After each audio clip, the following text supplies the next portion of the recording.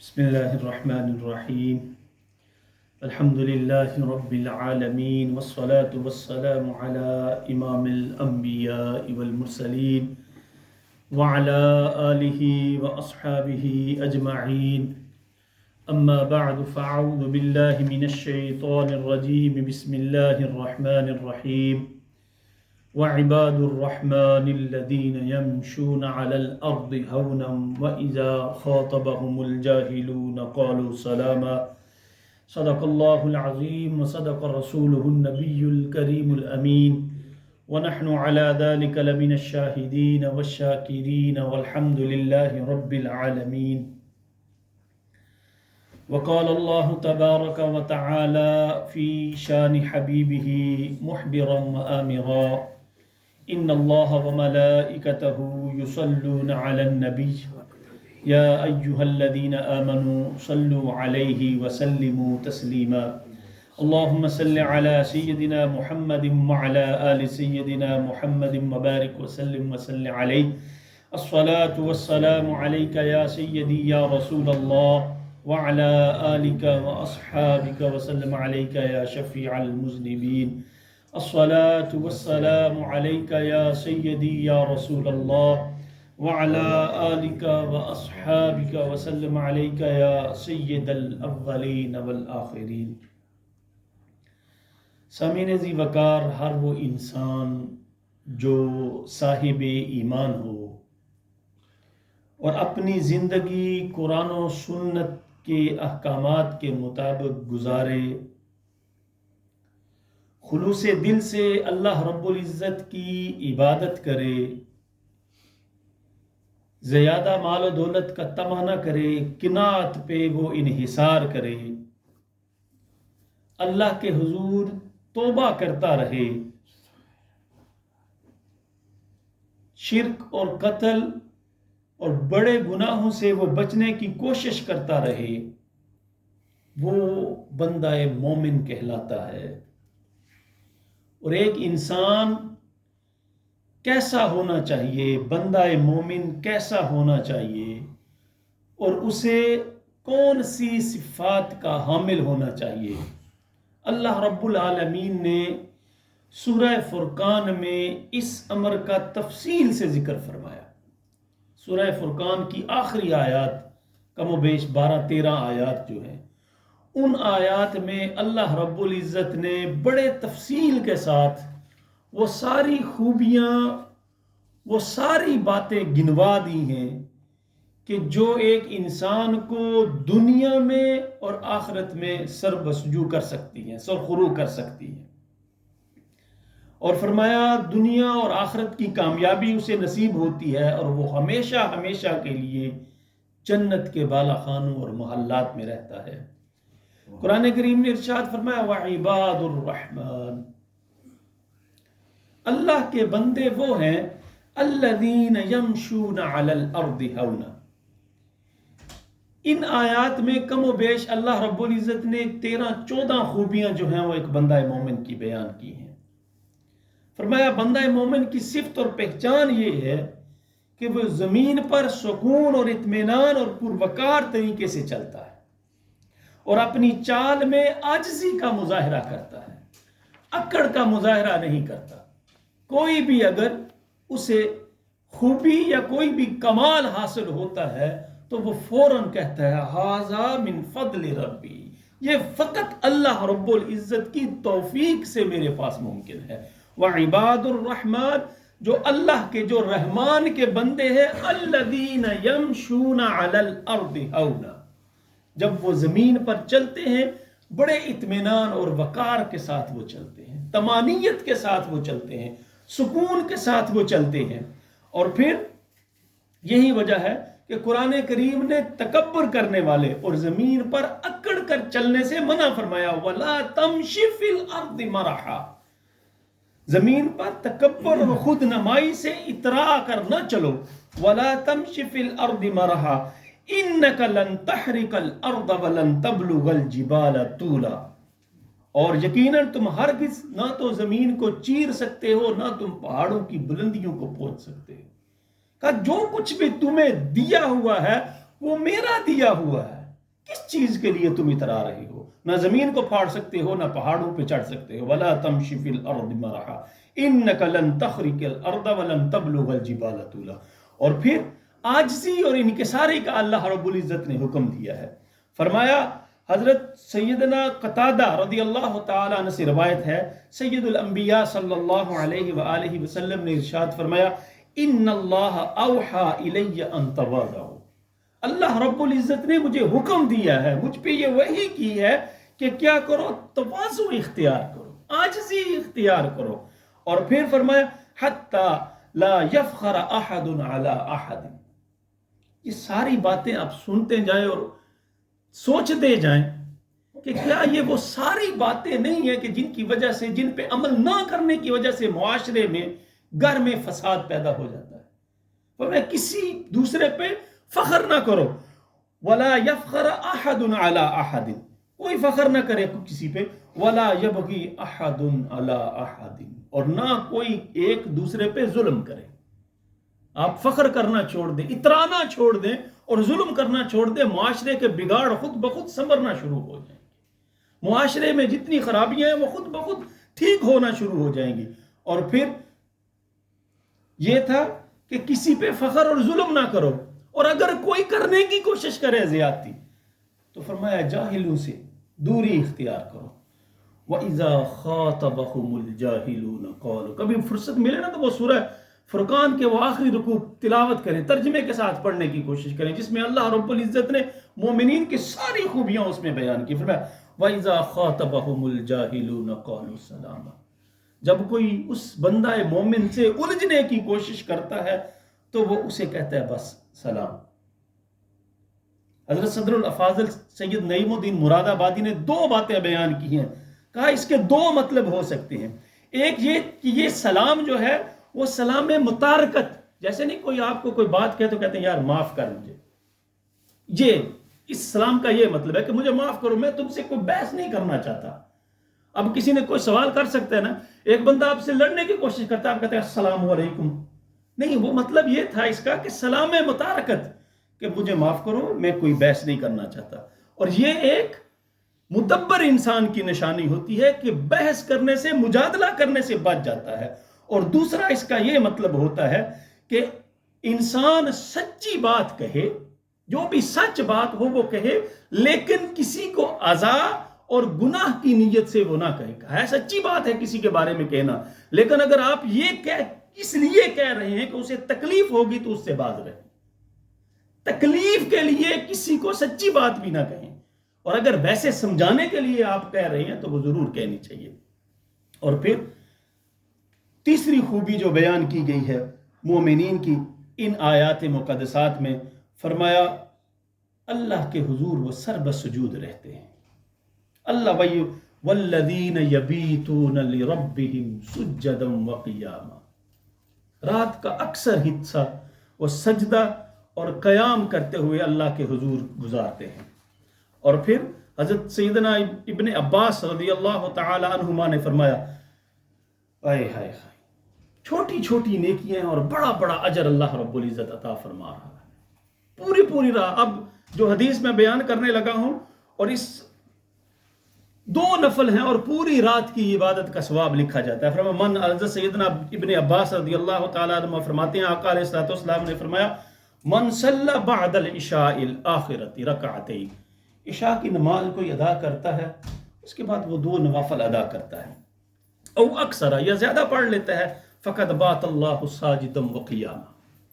اللہ اس کے نامہ اعمال میں پوری رات سجدہ کرتے ہوئے یا قیام شب بیداری کرنے والوں میں لکھ دیتا ہے. اللہ رب العزت اسے اتنا اجر عطا کرتا ہے. اور حضور علیہ الصلوۃ والسلام کا کیا معمول تھا؟ قام النبی صلی اللہ علیہ وسلم حتی تورمت قدمہ. اللہ اکبر. آقا علیہ الصلوۃ والسلام اتنا قیام فرماتے کہ آپ کے پاؤں ان میں وہ سوج جاتے آپ کے پاؤں. اور پوچھا گیا یا رسول اللہ، آپ اللہ کے محبوب نبی ہیں اور آپ اتنی عبادت کرتے ہیں کہ آپ کے پاؤں سوج جاتے ہیں، تو آقا علیہ الصلوۃ والسلام نے میرا افلا اکون عبدا شکورا، کیا میں اللہ کا شکر گزار کرنے والا بندہ نہ بن جاؤں؟ حضرت ربیعہ بن کعب اسلمی رضی اللہ تعالی عنہ فرماتے ہیں کہ میں کیا کرتا، کنت اتا رسول اللہ صلی اللہ علیہ وسلم بوضوئہ او بحاجتہ، بوضوئہ و بحاجتہ، کہتے میرا یہ معمول ہوتا کہ میں حضور علیہ الصلوۃ والسلام کے لیے وضو کا پانی یا رفع حاجت کے لیے، آپ کی حاجت کے لیے وہ پانی کا مشکیزہ یا لوٹا لے کے میں حاضر ہوتا۔ جب بھی حضور علیہ الصلوۃ والسلام صبح کے لیے اٹھتے تو میں پانی کا اہتمام کرتا۔ میرے آقا لجپالا خیر، تو ایک دن آقا علیہ الصلوۃ والسلام نے فرمایا فقال سلنی، ربیہ کچھ مانگنا چاہتے ہو آج مانگو، سوال کرو مجھ سے تجھے کیا چاہیے، سبحان اللہ۔ اور پھر حضرت ربیہ بن کعب کہتے ہیں قلت مرافقتک فی الجنہ، آئے ہے مانگا بھی تو کیا مانگا، کہا یا رسول اللہ جنت میں آپ کا پڑوس چاہیے۔ تو میرے آقا نے پھر استفسار کیا، قال او غیر ذالک، کیا اس کے علاوہ تو نہیں تجھے کچھ چاہیے؟ تو ربیہ کہتے ہیں میں نے کہا قلت بہو ذاک، نہیں یا رسول اللہ بس یہی چاہیے اگر مل سکتا ہے۔ اور بڑی خوبصورت بات کہ آقا علیہ الصلوۃ والسلام نے فرمایا ہوا ذاک فاعنی علی نفسک بکثرۃ السجود، اگر تجھے جنت میں میرا پڑوس چاہیے نا تو تو ایک یہ کام کر کے کہ اللہ کے حضور زیادہ سے زیادہ سجدے کیا کر، اللہ کے حضور زیادہ سے زیادہ تو رکوع اور سجود اور قیام کیا کر، اللہ تجھے جنت میں میرا پڑوس عطا کر دے۔ اور پھر ایک اور صحابی حضرت ثوبان رضی اللہ تعالیٰ عنہ فرماتے ہیں کہ نبی اکرم صلی اللہ علیہ وسلم نے ایک صحابی سے فرمایا علیک بکثرۃ السجود للہ، کہ زیادہ سے زیادہ اللہ کے حضور سجدہ ریز ہو جایا کرو، فإنک لا تسجد للہ سجدۃ الا رفعک اللہ بها درجۃ، جب بھی تو سجدہ کرتا ہے اللہ تیرے درجات کو بلند کرنا شروع کر دیتا ہے۔ اور پھر وحط عنک بها خطیۃ، اور اللہ رب العزت تیرے گناہوں کو بھی مٹا دیتا ہے۔ اور یہ جو اللہ کے حضور جھکنا ہے، جو بندہ مومن کی تیسری نشانی بیان کی گئی ہے سورہ فرقان کی ان آیات میں، یہ اللہ کے حضور نوافل اور رکوع اور سجود کے ذریعے بھی اللہ کا قرب حاصل کیا جاتا ہے۔ حدیث قدسی ہے کہ اللہ رب، حدیث قدسی وہ جو فرمان خدا کا ہے لیکن زبان مصطفیٰ کی ہے قرآن کے علاوہ۔ آقا علیہ الصلوۃ والسلام نے ارشاد فرمایا وما تقرب الی عبدی بشیء احب الی مما افترضته علیہ، کہ اللہ کا قرب جو ہے وہ فرض کے ذریعے بندہ مومن کو مل جاتا ہے۔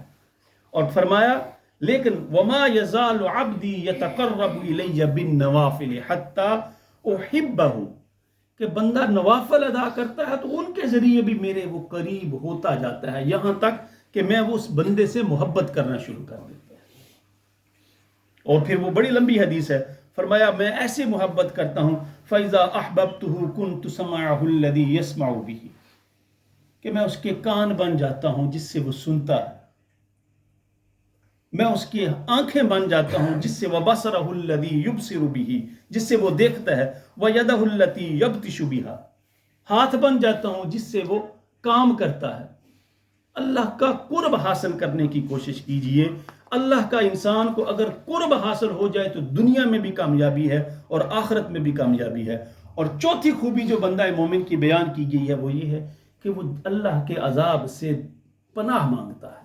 والذین یقولون ربنا اصرف عنا عذاب جہنم ان عذابها کان غراما، وہ عرض کرتا ہے یقولون رب، اے اللہ، اے ہمارے رب پھیر دے، ربنا اصرف عنا عذاب جہنم، جہنم کا عذاب ہم سے، اس سے بچا لے ہمیں اس سے، انہا کان غراما، یقیناً یہ جو جہنم کا عذاب ہے یہ بڑا دردناک گلے کا پھندا، کان غراما گلے کا پھندا ہے۔ اور فرمایا انہا ساعت مستقرا و مقاما، اور یہ کتنا بڑا ٹھکانہ اور کتنی بری جگہ ہے ٹھہرنے کے لیے۔ اور بندہ مومن ہر وقت گناہوں سے کنارہ کشی کرتا ہے اور اللہ کے عذاب سے پناہ مانگتا ہے۔ اور پانچویں خوبی، نہ وہ کنجوسی کرتا ہے اور نہ وہ اسراف کرتا ہے۔ والذین اذا انفقوا لم یسرفوا ولم یقتروا وکان بین ذلک قواما، میانہ روی اختیار کرتا ہے۔ اسلام نے میانہ روی کا درس دیا، القناعۃ مال لا ينفع، قناعت اگر کرتا ہے انسان وہ مال ہے جو کبھی ختم نہیں ہو سکتا۔ اور اگر انسان قناعت نہ کرے سارے دنیا کے خزانے، انسان کی فطرت میں یہ ہے، سید الانبیاء صلی اللہ علیہ وسلم نے فرمایا نا، انسان کے پاس احد پہاڑ جتنا سونا ہو تو وہ کہے گا دوسرا پہاڑ نہ مجھے سونے کا مل جائے۔ ہم خود اپنے اندر دیکھے سوچے ذرا، اگر ایک اماؤنٹ، ایک خاص رقم آ جاتی ہے تو ہم کہتے اتنی دوسری نہ آ جائے، جب دوسری آ جائے تو بندہ تیسری کی خواہش کرتا ہے۔ تو پھر فرمایا قبر کی مٹی ہی اس کی اس ہوس کو پورا کر سکتی ہے، ختم کر سکتی ہے۔ قناعت کرو، وہ مال ہے جو کبھی ختم نہیں ہوا، وَكَنْزٌ لَا يَفْنَى، اور ایسا خزانہ ہے جس کو کبھی فنا نہیں ہے۔ اور حضرت سیدنا ابو ہریرہ رضی اللہ تعالیٰ عنہ فرماتے ہیں، آقا علیہ الصلوۃ والسلام نے فرمایا ان الدین یسر، دین بڑا آسان ہے، اور کوئی بھی اس میں سختی کرے تو دین ہی غالب آئے گا۔ اور انسان کے لیے کہ وَلَن يَشَادَ الدِّينَ أَحَدٌ إِلَّا غَلَبَ فَسَدِّدُوا وَقَارِبُوا وَأَبْشِرُوا، لوگوں کو قریب کرو، دین کی ایسی باتیں بتاؤ کہ وہ دین کی طرف راغب ہوں، وہ اللہ کے دین کے قریب ہوں، اور شرک سے اجتناب کرتے رہو۔ وَالَّذِينَ لَا يَدْعُونَ مَعَ اللَّهِ إِلَٰهًا آخَرَ، اللہ کے علاوہ کسی بھی ذات کی عبادت نہ کرو، اور جو اللہ کے علاوہ کسی کو معبود بناتا ہے إِنَّهُ مَن يُشْرِكْ بِاللَّهِ فَقَدْ حَرَّمَ اللَّهُ عَلَيْهِ الْجَنَّةَ وَمَأْوَاهُ النَّارُ، اللہ رب العزت اس پہ جنت کو حرام کر دیتا ہے اور جہنم ہی اس کا ٹھکانہ ہو جاتا ہے۔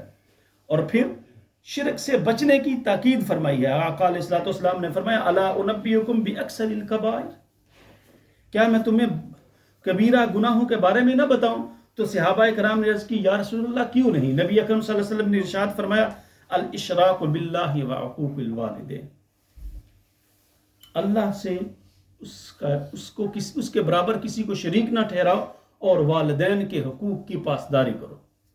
اور سورہ بنی اسرائیل میں بڑے واضح طور پہ اللہ رب العزت نے فرمایا وَقَضَىٰ رَبُّكَ أَلَّا تَعْبُدُوا إِلَّا إِيَّاهُ، اللہ رب العزت نے یہ فیصلہ کر دیا، یہ حکم دے دیا ہے تمہیں وَقَضَىٰ رَبُّكَ أَلَّا تَعْبُدُوا، کہ صرف اسی کی عبادت کرو، وَبِالْوَالِدَيْنِ إِحْسَانًا، والدین کے ساتھ اچھا سلوک کرو، إِمَّا يَبْلُغَنَّ عِندَكَ الْكِبَرَ أَحَدُهُمَا أَوْ كِلَاهُمَا فَلَا تَقُل، کتنا بہترین انداز ہے، اسلوب ہے قرآن کریم کا، تم دونوں کو یا دونوں میں سے کسی ایک کو بڑھاپے کی عمر میں پاؤ، او کلاہما فلا تقل لہما اف، کچھ بھی نہ کہنا، گور کبھی نہیں دیکھنا اس نے ان کو، ولا تقل لہما اف ولا تنہرہما، کسی بھی چیز سے روک ٹوک نہیں کرتا۔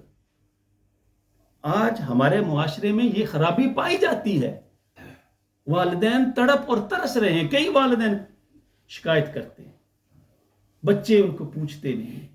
دوستو یہ بندہ مومن کی خوبی ہے کہ اللہ رب العزت کے حکم کی وہ تعمیل کرتا ہے، اپنے والدین کی خدمت کرتا ہے۔ اب ساری رات عبادت کرتے رہیں اور گھر جا کے والدین کو جھڑکیں، اس عبادت کا کوئی فائدہ نہیں۔ خیرکم خیرکم لأہلی وانا خیرکم، آپ میرے ساتھ دوسروں اپنے اعزاء و اقرباء دوستوں کے ساتھ آپ خوش ہیں، لیکن گھر میں آپ نے فساد ڈالا ہوا ہے تو آپ کی عبادت کا کوئی فائدہ نہیں۔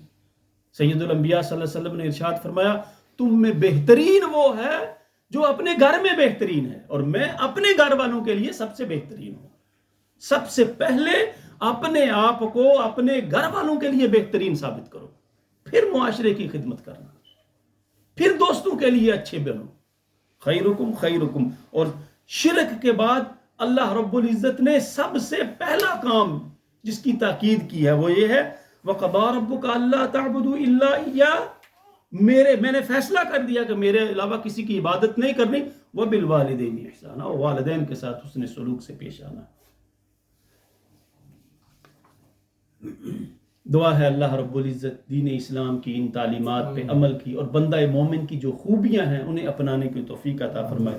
وآخر دعوانا ان الحمد للہ رب العالمین۔ سنتے اللہ فرمائے۔